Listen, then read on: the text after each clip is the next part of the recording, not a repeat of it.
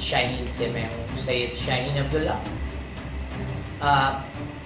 سندھ میں corona disaster, پہلی چیز تو میں اپنے جاننے والے چاہنے والوں کو یہ بتانا چاہوں گا کہ کیا کرونا بھی کسی لینگویج کا محتاج ہے؟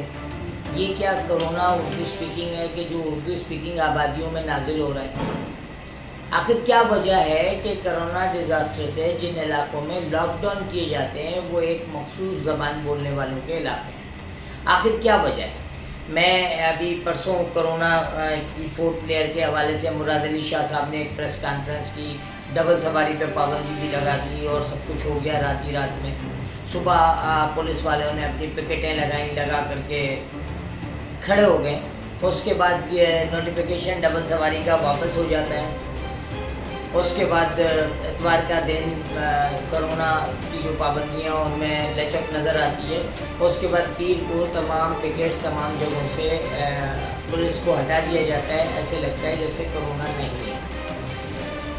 میرے کہنے کا مقصد یہ ہے کہ کرونا ایک وہ مرض ہے، ایک یعنی یوں کہہ لیجیے کہ مائنڈ سیٹ ہے کرونا، جس کو میڈیا کے ذریعے پھیلایا گیا ہے، اور یہ وہ انسٹرومنٹ ہے بالکل جس کی ایسی مثال ہے کہ بندر کے ہاتھ میں ناریل آ گیا ہے۔ سندھ حکومت کے ہاتھ میں کرونا کا ناریل آ گیا ہے، جب دل چاہتے ہیں اس کے حساب سے شور شرابہ مچاتے ہیں، اپنے جو ان کے پٹواری گماشتے یعنی ڈپٹی کمشنر یا ایڈیشنل کمشنر صاحبان ہیں، وہ جا کر کے تمام لوگوں سے، تمام دکانداروں سے، تاجروں سے اپنی ڈیمانڈیں پوری کرواتے ہیں، اپنی اماؤنٹ ریلیز کرواتے ہیں اور اس کے بعد کرونا میں ریلیکسیشن دے دیتے ہیں۔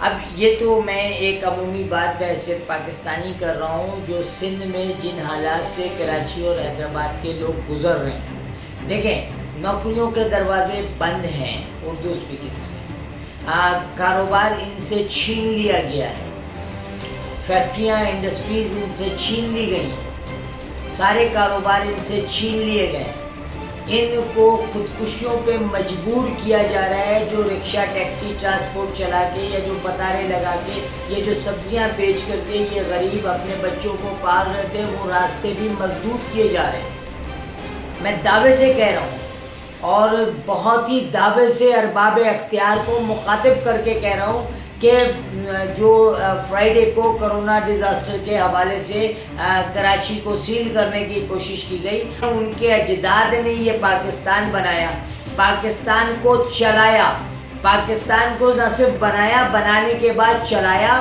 اور ان بغیر وڈیروں سے کوئی پوچھے، ان بغیرتوں سے کوئی پوچھے کہ جو ان کی اجداد اور دولت ہے اس سے 200 گنا زیادہ دولت تو وہ چھوڑ کر کے آئے ہیں اس ملک کی، پاکستان کی اسلام کی محبت میں۔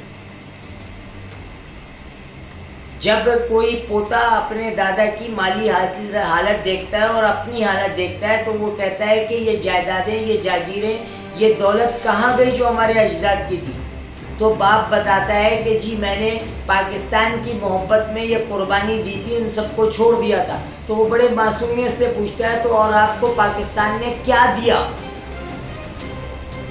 آپ نے پاکستان اس جگہ پہ بنایا جہاں کے لوگ سو رہے تھے، صبح اٹھے تو قوم کے مساجد میں اعلان ہوا کہ جی ہمارا علاقہ پاکستان میں شامل ہے اور ہم یہاں پاکستان۔ لوگوں نے، تاریخ گواہ ہے کہ لوگوں کو تو پتہ ہی نہیں تھا کہ پاکستان کا جھنڈا کیسا ہے، اور انہوں نے جھنڈا لہرایا، پرچم لہرایا کہ یہ پاکستان ہے۔ ہمارے یہاں اب دیکھیں ہوتا کیا ہے، پاکستان بننے کے بعد یہ جو حکومت سندھ میں آج وڈیرے، سو کالڈ وڈیرے بیٹھے ہیں، یہ ان ہندو جاگیرداروں کے مینیجر تھے، منشی تھے، براہل تھے، گماشتے تھے جو عوام کو کنٹرول کرتے تھے۔ جب وہ ہندو جانے لگا یہاں سے، جب وہ ہندو یہاں سے گیا تو اس نے اپنے مینیجر کو اپنی جاگیر، اپنا محل، اپنی ساری چیزیں دے دی، تو وہ وڈیرا بن کر کے بیٹھ گیا۔ اور پھر وہی والی مثال ہے کہ کسی بھکاری کو متجن کھلا دو تو اسے ڈسینٹری ہو جاتی ہے۔ یہاں بھی یہی ہوا کہ اس کو ایک دم سے اتنی چیزیں، اتنی دولت مل گئی کہ اس کا دماغ پلٹ گیا، وہ ظالم اور جابر بن گیا۔ پھر اس کی آنے والی نسلوں کو تعلیم مل گئی، تعلیم ملنے کے بعد اب وہ پاکستان کو اپنے باپ کی جاگیر سمجھتے ہیں۔ نتیجہ کیا ہے؟ اچھا دیکھیں، یہاں پر اللہ کا ایک، یہ تو ایک وہ دنیا میں نظام ہے جو چل رہا ہے، لیکن ایک اللہ کا مکافات کا بھی ایک نظام ہے، مکافات عمل کا بھی ایک نظام ہے، اور وہ نظام یقیناً بہت خطرناک اور بہت سبق آموز ہے۔ میں ایک چھوٹی سی مثال دیتا ہوں، بہت چھوٹی سی مثال۔ سر شاہ نواز بھٹو نواب آف جوناگڑھ کے آفیشیل اسائنی تھے، اور انہوں نے نواب آف جوناگڑھ کے جو انگریزوں کے ریپرزنٹیٹیو کے طور پہ معاملات سیٹل کرائے تھے، کروڑوں اربوں روپے اس وقت کے انہوں نے بنائے، سوئس بینکوں میں رکھے۔ آج ان کی نسل ختم ہو چکی ہے۔ رات جمعے ہفتے کو نوری آباد سے ایک اسٹاپ آگے کاشمور ایک جگہ ہے، وہاں پہ اتار دیتے ہیں وہ پیسنجرز کو۔ پیسنجرز وہاں سے پیدل آتے ہیں، لفٹ کے ذریعے آتے ہیں، یا وہاں سے دوسری ٹرانسپورٹ آکوپائی کرتے ہیں۔ پبلک ٹرانسپورٹ کو کراچی سے 20 کلومیٹر روک دیا جاتا ہے۔ یہ شروعات ہے کہ لاہور، پنڈی، اسلام آباد اور پشاور، مردان، سوابی سے لوگ ویزا لے کر کے آئیں گے سندھو دیش میں، کیونکہ وہ ظاہری سی بات ہے ان کا روزگار سندھ سے وابستہ ہے، کراچی سے وابستہ ہے۔ کراچی آنے کے لیے ان کو ویزا لینا پڑے گا، اور اس کی شروعات حکومت سندھ مراد علی شاہ صاحب نے کر دی ہے۔ یعنی آپ یہ دیکھ لیں کہ کراچی ٹول پلازا سے 20 کلومیٹر پہلے انٹر سٹی بسز کو روک کے پیسنجر کو اتار دیا جاتا ہے کہ جی کراچی میں کرونا کی وجہ کر یہ پیسنجرز نہیں جائیں گے۔ کراچی ان کے لیے وہ مال مفت ہے جس کو بے رحمی سے یہ لوٹ رہے ہیں۔ اچھا، فیڈرل گورنمنٹ اس سلسلے میں کچھ اس لیے نہیں کہتی ہے کہ یہ سندھو دیش یا جے سندھ کے ان لوگوں کے سر پہ پیپلز پارٹی کی شیلٹر ہے۔ پاکستان پیپلز پارٹی جو کبھی وفاق کی علامت ہوتی تھی، اب سندھو دیش کی کوریلیشن پارٹی بنی ہوئی ہے، جے سندھ کی کوریلیشن پارٹی بنی ہوئی ہے۔ ابھی بحریہ ٹاؤن میں اتنا کچھ ہوا، آپ نے ایف آئی آریں کاٹی، آپ نے سارے ڈرامے کر لیے، لیکن آپ ملزمان تک نہیں پہنچ سکے کیونکہ وہ سندھو دیش کے لوگ تھے، وہ جے سندھ کے لوگ تھے۔ کراچی کے لوگوں کو تیسرے درجے کا شہری بنا دیا، نہ یہاں کسی کا مال محفوظ ہے، نہ یہاں کسی کا مال و متاع محفوظ ہے، نہ کسی کی عزت محفوظ ہے، نہ کسی کی بہن بیٹیاں محفوظ ہیں۔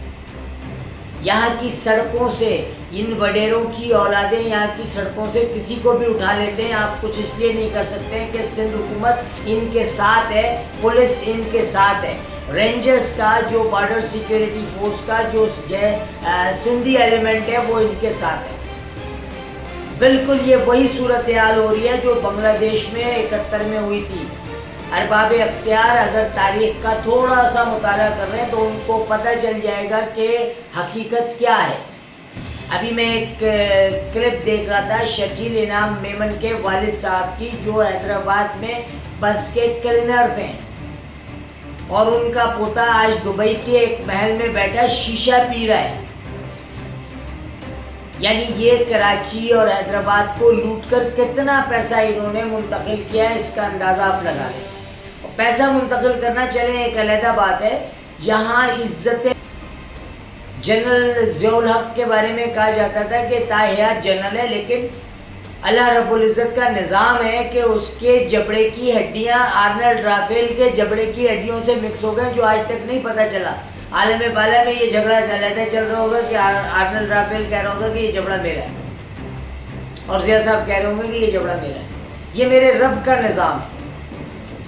آپ نے سندھ ایڈز پروگرام کے نام پر کراچی اور حیدرآباد کے لوگوں کا حق کھربوں روپے سندھ ایڈز پروگرام کو دیا، اور وہ آپ کے سندھی ڈاکٹرز نے جناح ہاسپٹل کے انتظامیہ نے وہ پیسے کھا لیے۔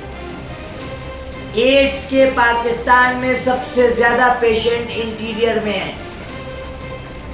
یہ میرے رب کا مکافات عمل کا نظام ہے۔ تو جو کرو گے بھائی وہ دنیا میں ہی بھرو گے۔ 3 کروڑ آبادی کے اس شہر کو تیسرے درجے کا اس شہر کے شہری کو تیسرے درجے کا آپ نے شہری بنا دیا۔ آپ اپنی عیاشی کے لیے یہاں آتے ہیں، یہاں سے مال بٹورتے ہیں اور اپنے گاؤں دیہات میں جا کر کے بیٹھ جاتے ہیں۔ لیکن خدا کا قانون ہے، خدا کی لاٹھی ہے جو بڑی بے آواز ہے، آپ کو پتہ بھی نہیں چلے گا کہ جب لاٹھی آپ کے سر پہ پڑ چکی ہے۔ ٹوڈے وتھ شاہین سے سید شاہین عبداللہ کو اجازت۔